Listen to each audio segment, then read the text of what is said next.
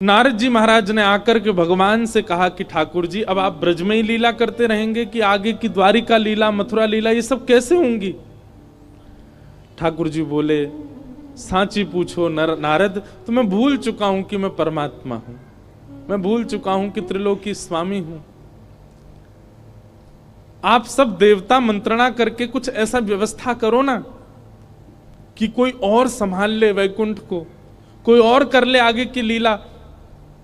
मैं इन ब्रजवासियों के बगैर रह नहीं पाऊंगा, और मैं तो फिर भी चला जाऊंगा क्योंकि मैं परमात्मा हूं, मेरे अंदर मोह नहीं है। पर ये ब्रजवासी, इनको तुमने झूठे को जाकर अगर बोल दिया ना कि श्री कृष्ण जा रहे हैं, इनके प्राण निकल जाएंगे। मुझे जाता हुआ देखना तो इनके लिए सबसे बड़ा दुर्भाग्य होगा। नारद जी ने बैठ करके भगवान से बहुत देर चर्चा की और ठाकुर जी से कहा, नाथ आपको आना पड़ेगा और कोई उपचार नहीं।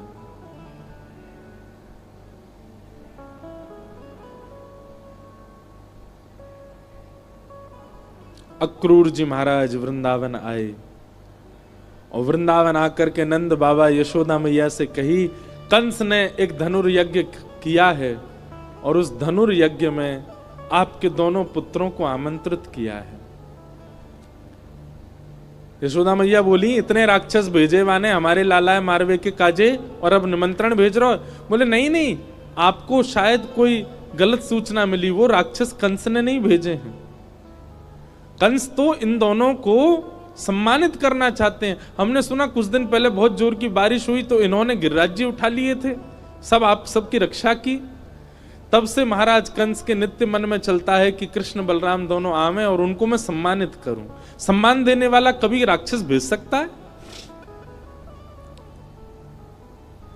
सबके मन में तो विश्वास हो ही नहीं रहा था कंस की बातों पर ठाकुर जी ने मन बनाया कि अगर मैं नहीं बोला तो ये सब तो भेजेंगे ही नहीं।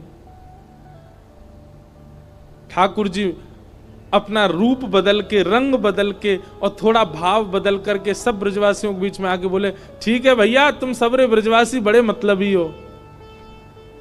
जब राक्षस आ जाए, जब कालिया नाग आ जाए, जब इंद्र वर्षा कर दे तो कन्हैया कन्हैया कहते सबरे डोरेंगे। लेकिन आज एक राजा हमको सम्मान देना चाह रहे हो तो तुम सब चाहो नहीं हो कि हमें सम्मान मिले? इस बात को सुन के सब ब्रजवासी मौन हो गए। ठाकुर जी ने पत्थर रख के ये बात कही।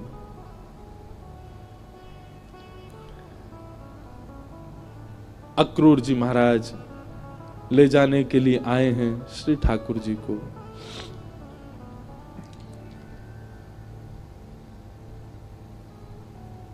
गोपियां, गोप ग्वाल, ब्रज के सब ब्रजवासी मन ही मन विचार कर रहे हैं और विधाता से प्रार्थना कर रहे हैं कि अहो विधातस्तवन क्वचित् दया संयोज मैत्र्या प्रणयेन देहिना। अरे विधाता,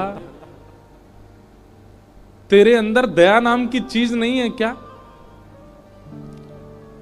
कहां श्री कृष्ण को हमारा प्रेमी बना दिया, कहां हम सबके चित्त में उनके प्रति इतना प्रगाढ़ प्रेम प्रकट करा दिया। और जब हम सबके चित्त में प्रेम आ गया, आज मिलने का समय आया, अब उनके संग रहने का समय आया, उनके संग अब लीला करने का समय आया, तो तू उनको हमसे दूर कर रहा है।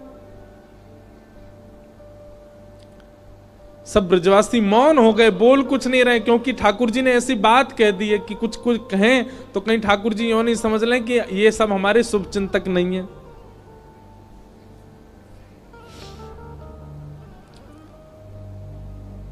सब ब्रजवासी आज अपने घर नहीं गए, नंद भवन के द्वार पर बैठे हैं और पूरी रात सब सूर्य नारायण से प्रार्थना कर रहे हैं, हे सूर्य नारायण, आप कल उदित मत होना, क्योंकि आपके उदित होते ही लाला हमें छोड़ के चलो जाएगो। रात में यशोदा मैया श्री ठाकुर जी को अंग से लगा करके सो रही है, लिपट के सोते हैं मैया से। मैया को तो थोड़ी घबराहट हो रही है कि मेरो लाला 2 दिन के काजे मथुरा जा रहा है, पर ठाकुर जी के हृदय में तो इतनी वेदना है, इतनी वेदना है। बार बार मैया के वक्ष में अपना मुख रख देते हैं और बार बार मैया के तन की सुगंधी को ठाकुर जी भीतर लेते हैं, रोने लग जाते हैं, नेत्रों से अत्यंत आंसू गिरते हैं कि अब ये सुगंधी मुझे कभी नहीं आएगी। अब मुझको नींद कैसे आवेगी मैया से लिपटे बगैर? मैं कैसे बताऊं मैया को कि मैं छल कर रहा हूं इनके संग, अब मैं चलो जाऊंगा। मैया के एक एक अंग का स्पर्श ठाकुर जी अपनी स्मृति में ले रहे हैं। मैया के हाथ कैसे हैं, मैया को वक्ष कैसे हो, मैया को मुख कैसे हो, मैया को पेट कैसे हो, मैया के चरण कैसे, ताकि जब जब याद आवेगी मथुरा जावे के बाद तब तब अपने हाथन को स्पर्श करके स्मरण कर ले करूंगा।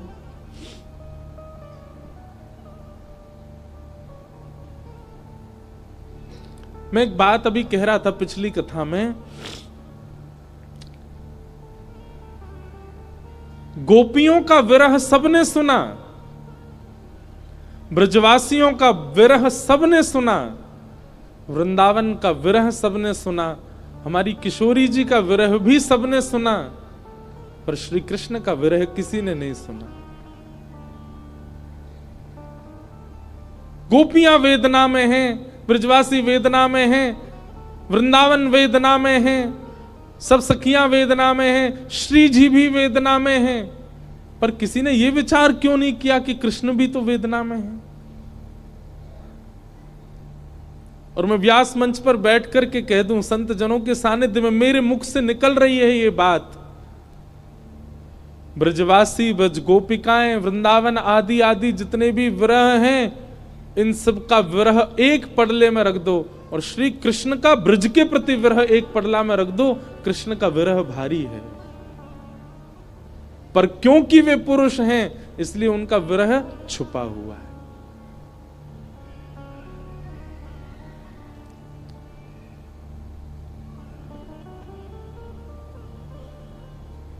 ठाकुर जी कैसे संभाल रहे हैं बंधुओं, देखो, पीड़ा चित्त में होना और वही पीड़ा मुख पे आ जाना ये एक सामान्य विरह है, पर पीड़ा चित्त में होना और मुख पे ना आने देना ये एक विशेष विरह है जो श्री कृष्ण का है।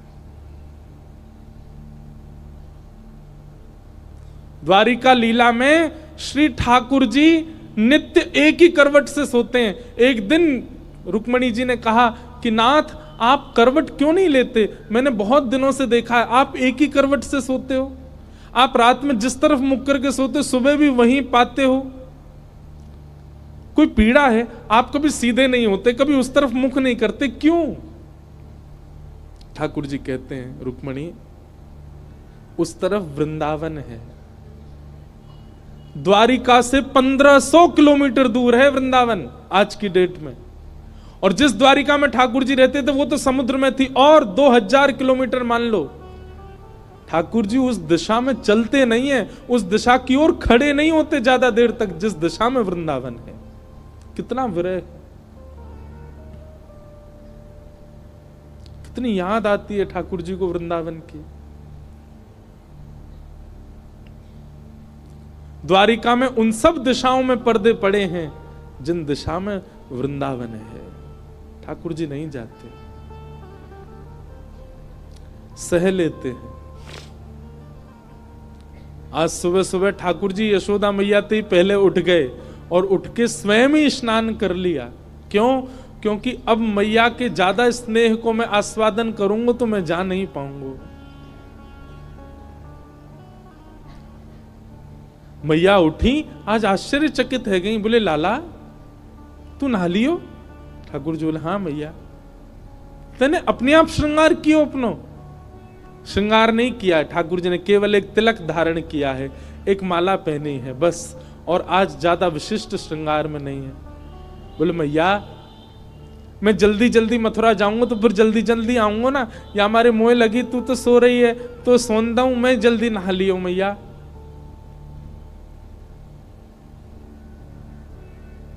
यशोदा मैया थोड़ी सी विचलित तो हुई आज तक ऐसा नहीं हुआ था। ठाकुर जी ने मन में विचार किया, अक्रूर जी से जाके कहा, अभी ब्रह्म मुहूर्त है, सुबह की बेला है, सब ब्रजवासी अभी सो रहे होंगे, मैया यशोदा नंद बाबा उठ जाएं, केवल इनको प्रणाम करके हम चलें मथुरा की ओर। अक्रूर जी महाराज बोले, जी भगवान। जैसे ही जाकर के द्वार खोला ठाकुर जी ने, असंख्य गोपियां, असंख्य ग्वाल, सब ब्रजवासी, गैया, सब खड़े हैं वहीं पर। और द्वार खुलते ही किसी के मुख से स्वर नहीं निकल रहा, पर नेत्रों से आंसू गिर रहे हैं। ठाकुर जी कह रहे हैं, अरे तुम सबरे सोए ना, तुम सब गए ना? अरे भैया इतना उदास काय को है रहे हो, इतना रुदन काय को कर रहे हो? मैं आ जाऊंगा ना, परसों आ जाऊंगा ना मैं। 2 दिना की तो बात है, ऐसे निकल जाएंगे 2 दिना तो।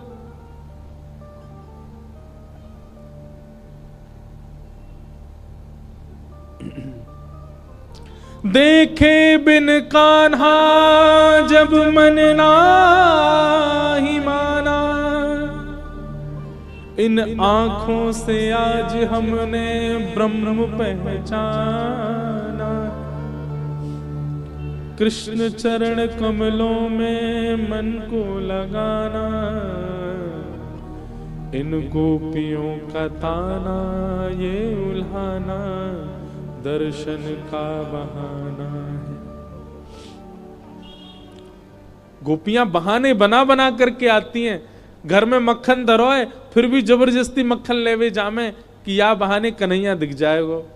घर में गैया बंधी है, गोबर धरोए, पर गोबर लेवे के काजे जबरदस्ती नंद भवन में भीतर घुसे कि कन्हैया दिख जाएंगे। इन बहानों से श्री कृष्ण को नित्य देखने वाली गोपियां वो 2 दिन बिना कृष्ण के कैसे रहेंगी?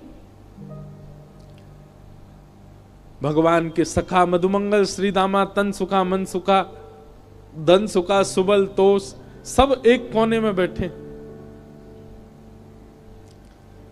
मधुमंगल आके बोले लाला तू जा तो 2 दिना को रहो, लेकिन तने एक बार भी विचार नहीं कियो ये श्री दामा ये सुबह उठते या को नियम है 11 वर्ष थे। भगवान के अधिकतर सखा सब ठाकुर जी से बड़े हैं उम्र में। हमारो नियम है 11 वर्ष थे। हम रोज सवेरे उठ करके आंख बंद करके पहले नंद भवन आमे, सबसे पहले 13 मुखमंडल देखें, वाके बाद जलपान करें लाला। तो देखे बगैर हमारे जल हलकते नीचे ना उतरे। और तू 2 दिना के काजे हमें छोड़ के जा रहा हो, हम कैसे जीवित रहेंगे? ठाकुर जी स्तब्ध हो रहे हैं, मौन हो रहे हैं। कहां समझाएं, अब शब्द नहीं है ठाकुर जी के पास। भगवान किशोरी जी के पास गए, चरणों में प्रणाम किया। राधे राधे, ये स्तुति ठाकुर जी ने ही गाई है, आज भी बरसाने में गाते हैं सब। ठाकुर जी गा रहे हैं राधे राधे करुणामयी कृष्ण प्यारी, मेरी सुधली जो श्री वृषभानु दुलारी, मेरी सुधली जो श्री वृषभानु दुलारी। हे श्यामा जी, आप तो सब जाने, इस विश्व के कल्याण के लिए, उद्धार के लिए मेरो ब्रज से जानो कितनो जरूरी है। आप तो सब जाने श्यामा जी, मुझको आज्ञा दो। हे मनोहारिणी रासेश्वरी रस रूपा, हे मनोहारिणी रासेश्वरी रस रूपा, ब्रज विलासिनी ब्रज भामिनी ब्रज की भूपा, ओ ब्रज विलासिनी ब्रज बासन ब्रज की भूपा, ललितादिक सहचरी सर्वज्ञ स्वरूपा, ललितादिक सहचरी सर्वज्ञ स्वरूपा,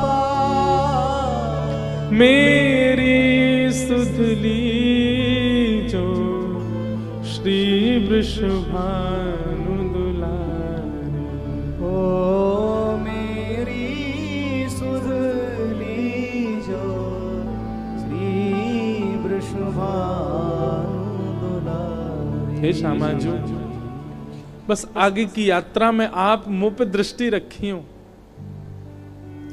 ठाकुर जी बिना नेत्र मिलाए चर्चा कर रहे हैं। किशोरी जी कह रही हैं, श्याम सुंदर या को उत्तर मुंह कहां देना चाहिए, आप ही बता के जाओ। ठाकुर जी बोले क्यों? बोले प्रेमी यदि जा रहे हो है तो दूसरों प्रेमी वाकु रोके नहीं, तो फिर प्रेम काय बात को? प्रेमी जा रहा है तो प्रेमी तो वाकु रोकेगो। लेकिन आप शुभ कार्य के लिए जा रहे हो, मानव कल्याण के लिए जा रहे हो, और शुभ कार्य में यदि कोई जा रहा हो तो उसको टोकना नहीं चाहिए। आप जा रहे हैं विश्व के कल्याण के लिए, मैं आपको रोकूं कैसे, मैं टोकूं कैसे? और मेरो प्रेमी जा रहा है और मैं रोकूं नहीं तो प्रेम कैसा? मुझे कहा करना चाहिए श्याम सुंदर, आप बता के जाओ। आपको आज्ञा दे दूं तो फिर मैं प्रेमी कैसी, जो अपने प्रेमी को दूर जावे की आज्ञा दे रही हूं? मैं टोक दूं, रोक दूं तो शुभ कार्य में टोक लग जाएगी। और मैं कछु ना कहूं तो प्रेमी जा रहा और मैं कछु ना कहूं तो फिर प्रेम कैसा? मैं कहां कहूं, मुझे कहां उत्तर देना चाहिए? हे श्याम सुंदर बता के जाओ। ठाकुर जी कुछ नहीं बोले, बस चरणों की ओर देखते रहे किशोरी जी की, और रथ में विराजमान हो गए। निर्वाक हैं, निरुत्तर हैं, निरशब्द हैं। रथ जैसे ही आगे बढ़न लगो, सब ब्रजवासियों के नेत्र सजल हो गए। नेक दूर गयो। यहां अक्रूर जी ने इतनी देर में यशोदा मैया को सब सच बता दिया था। मैया, जे तुम्हारो लाला ना है, जे देवकी को लाला है। कंस से रक्षा के लिए 11 वर्ष पूर्व वसुदेव जी इस बालक को लेकर के आपके पास आ गए थे, और आपकी बालिका ले जाकर के कंस को दी थी, जो कि अष्टभुजी देवी बन गई थी। अब जे लाला अपनी जन्मदात्री मैया के पास जा रहा हो, मैया है सके कि अब लौट के नहीं आवे। आप कृपा करो। अक्रूर जी को नहीं बताना चाहिए था यशोदा मैया को, पर उन्होंने बता दिया। मैया को तो रक्त ठंडो पड़ गयो, पैर के नीचे से जमीन खिसक गई।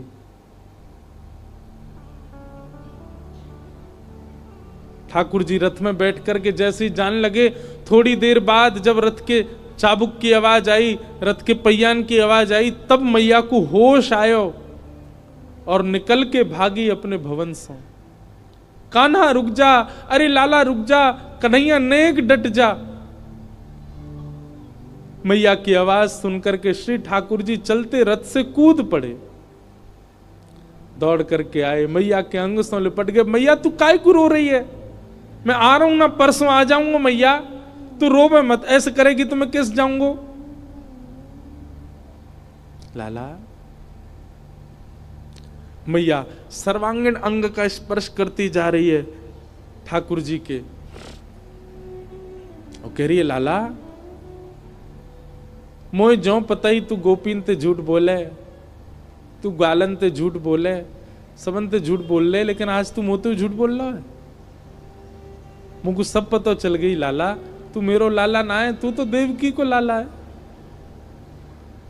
कंस से रक्षा के काजे अक्रूर जी महाराज तो मेरे पास छोड़ गए, वसुदेव जी महाराज तो मेरे पास छोड़ गए।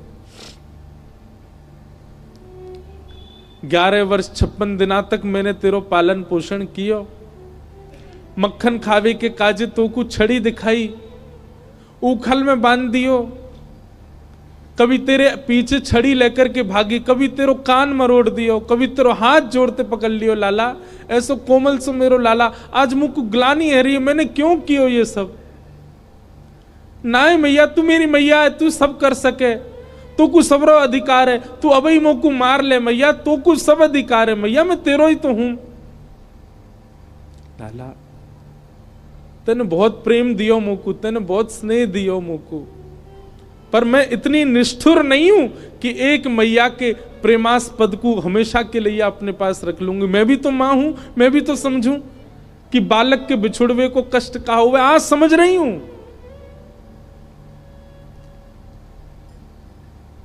मैंने तो फिर भी तेरो संपूर्ण बालपन देखो, पर जाने तो जन्म दियो वह देव की मैया ने तो पूरा जीवन कारागृह में निकाल दियो। और आज भी अगर मैं तो को रोक लूंगी लाला, तो मैं देवकी के संग बहुत बड़ा अत्याचार करूंगी। वैसे तो में मेरे प्राण बसे, है सके कि तू यहां तक गयो और शायद है सके कि मैं जीवित हूं ना बचूं लाला, लेकिन अब समय देवकी को प्रसन्न करवे को है। तू जा, मुझको एक वचन देके जा लाला, तू देवकी को नहीं बताइयो मैंने तेरो हाथ पकड़ो, कान मरोड़े, तो को उखलते बांधो, और दूसरो वचन देके जा लाला। कहा तो कुछ जब भी खबर पड़े कि यशोदा मरणासन अवस्था में है, वह समय आ जाइयो मेरे पास, तो को निहार लूंगी, तो को देख लूंगी लाला, तो चैन ते प्राण चले जाएंगे मेरे।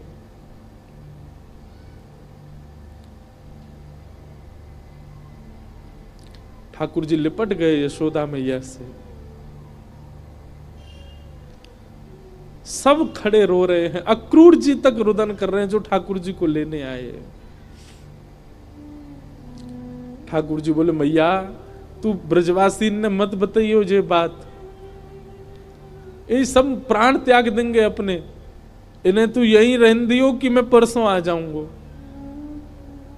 और मैया तू अपना ध्यान रखियो, मैं आ जाऊंगा जल्दी। चरणों में प्रणाम करके जैसे श्री कृष्ण मुड़े हैं रथ की ओर, यशोदा जी मूर्छित हो गए। ठाकुर जी ने गोद में भर लिया, सब ब्रजवासियों से कहा मैया को संभालो। सब ब्रजवासी संभालने लगे। बार बार ठाकुर जी मन में विचार करें मैं नहीं जाऊं, पर ब्रह्मांड दिखाई देवे, त्रिलोकी दिखाई देवे, द्वारिका दिखाई देवे, जीव उद्धार दिखाई देवे, हम मानवन को कल्याण दिखाई देवे, गीता को उपदेश दिखाई देवे, महाभारत को युद्ध दिखाई देवे, अर्जुन पे कृपा दिखाई देवे। इन सब के आगे ब्रज का प्रेम तोलने का विषय नहीं है, पर अगर ये प्रेम को त्याग नहीं कियो तो वो सब नहीं है पाएगा। कलयुग में सब लोग प्रेम जानने वाले समझने वाले नहीं हैं, सब स्वार्थ से मेरी भक्ति करेंगे। ऐसे स्वार्थियों के लिए भी मुझे कुछ ज्ञान तो देना पड़ेगा।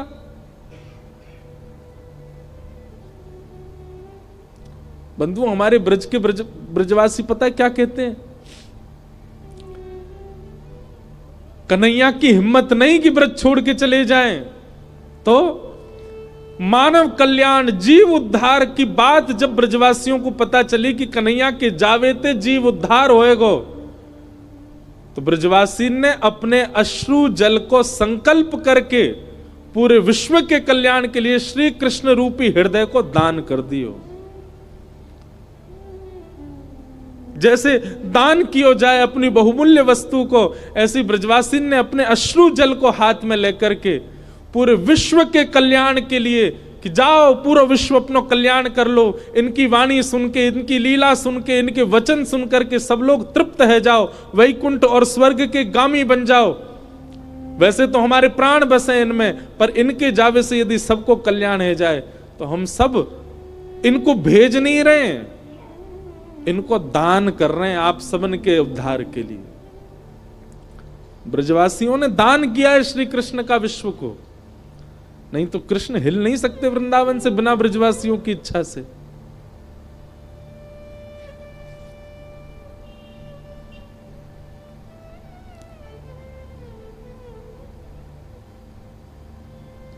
सब देख रहे हैं रथ की ओर। मधुमंगल श्रीदामा चर्चा कर रहे हैं, बोले सुन देखियो लाला अभी आवेगो वापस, वो हमारे बिना रह ही ना पावेगो। इतनो स्नेह इतनो प्रेम जो वाकू दे दियो, जा ही ना पावेगो।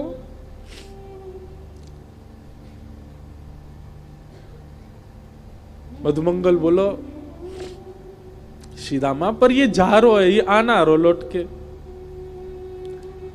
आज हमें लाला पे संशय ना है रो, हमें अपने प्रेम पे संशय है रो कि क्यों ना आ रो जी लौट के। रथ दिखता रहा खड़े रहे, ध्वजा दिखती रही खड़े रहे, और जैसे ही रथ दिखना बंद हुआ, ध्वजा दिखनी बंद हुई, नहीं आए ठाकुर जी लौट के। असंख्य ब्रजवासी वहीं मूर्छित हो गए ठाकुर जी को बिना देखे।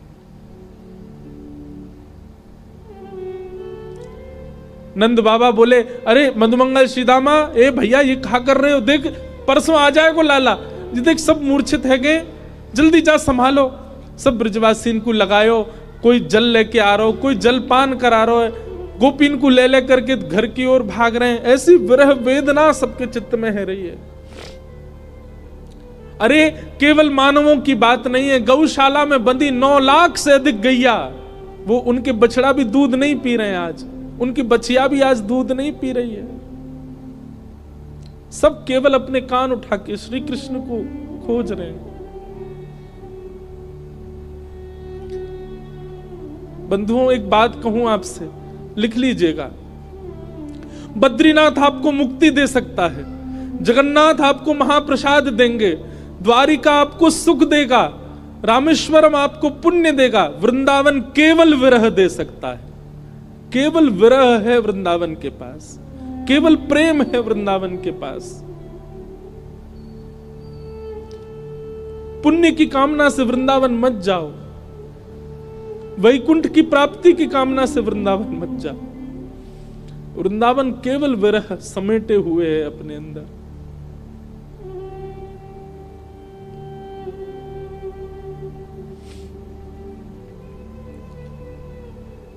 हमारे ब्रज में कहते हैं, वृंदावनम परित्यज्य पाद मेकम न गच्छति। श्री ठाकुर जी वृंदावन छोड़ के एक पग भी बाहर नहीं रखते।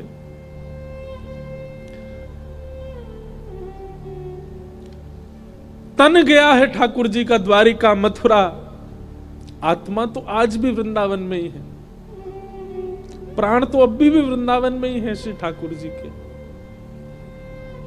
वो कभी नहीं जा सकते वृंदावन छोड़ करके। क्यों ब्रजवासियों के प्राण नहीं निकल गए कृष्ण विरह में? क्योंकि अब स्थूल रूप से भले ही कृष्ण नहीं दिख रहे हैं, सबके अंतस्थ में श्री कृष्ण बैठ गए हैं। गोपियां नेत्र बंद करके अपने अंतस्थ में ही अनुभव कर रही हैं। ऐसा लगता है कृष्ण छू रहे हैं, पर आंख खोल के देखती हैं तो है नहीं। ये अनुभव ब्रजवासियों को जीवित रखता है। प्रत्यक्ष में वो स्थिति नहीं है।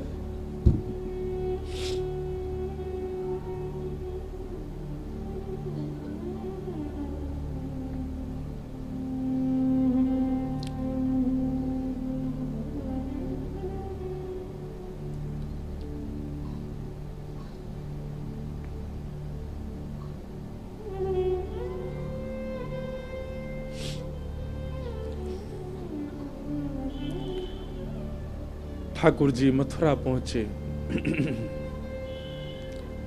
मथुरा आकर के श्री ठाकुर जी ने कुबला पीड़ हाथी का वध किया।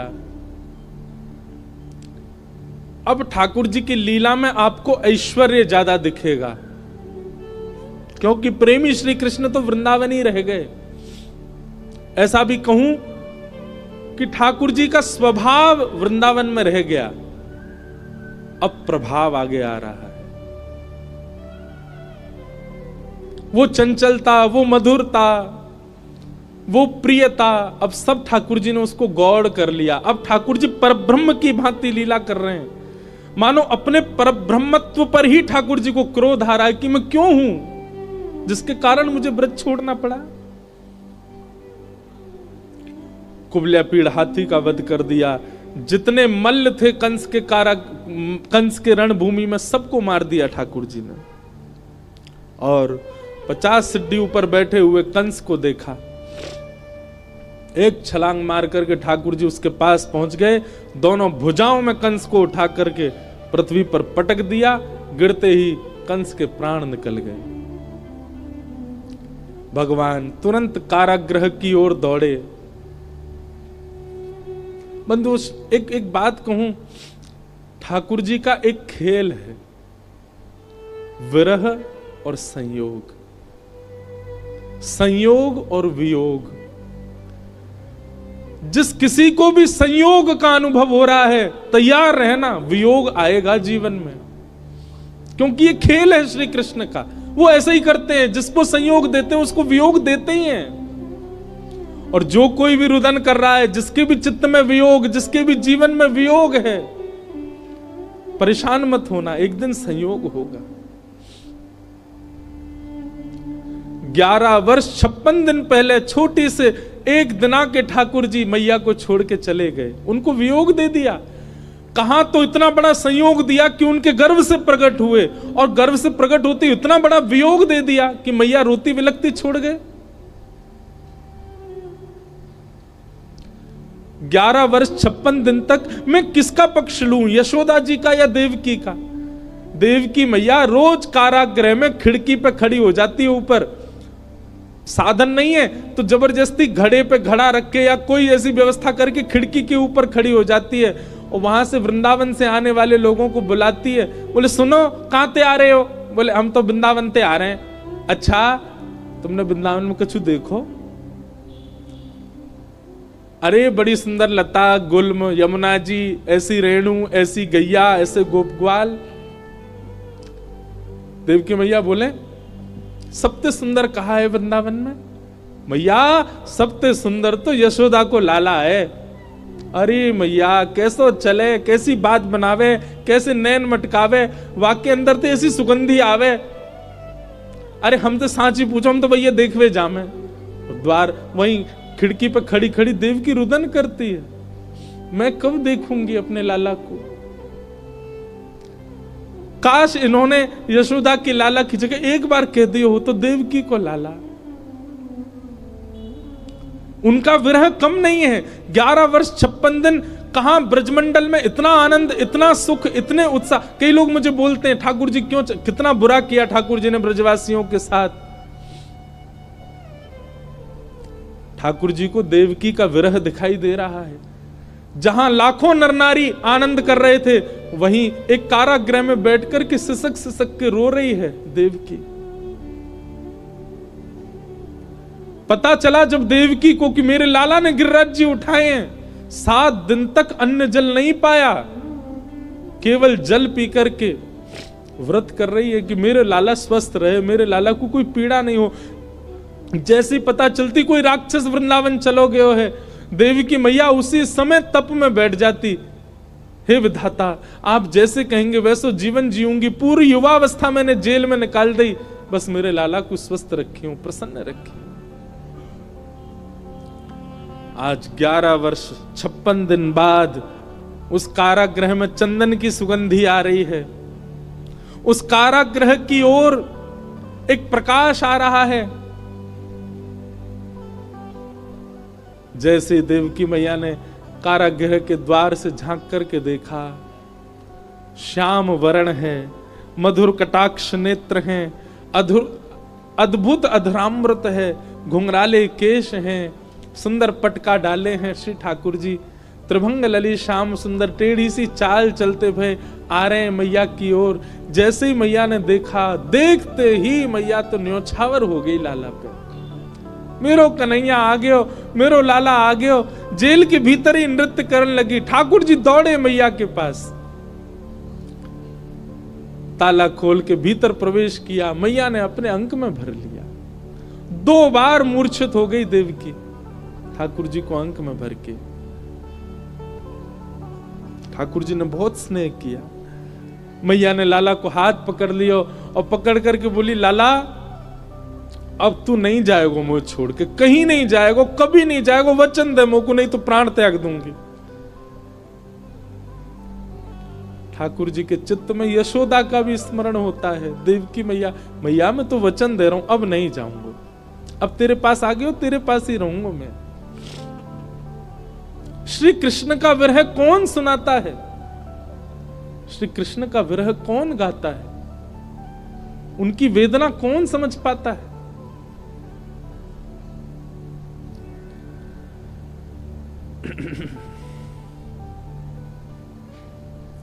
ठाकुर जी ने अपने नाना उग्रसेन को मथुरा का राजा बनाया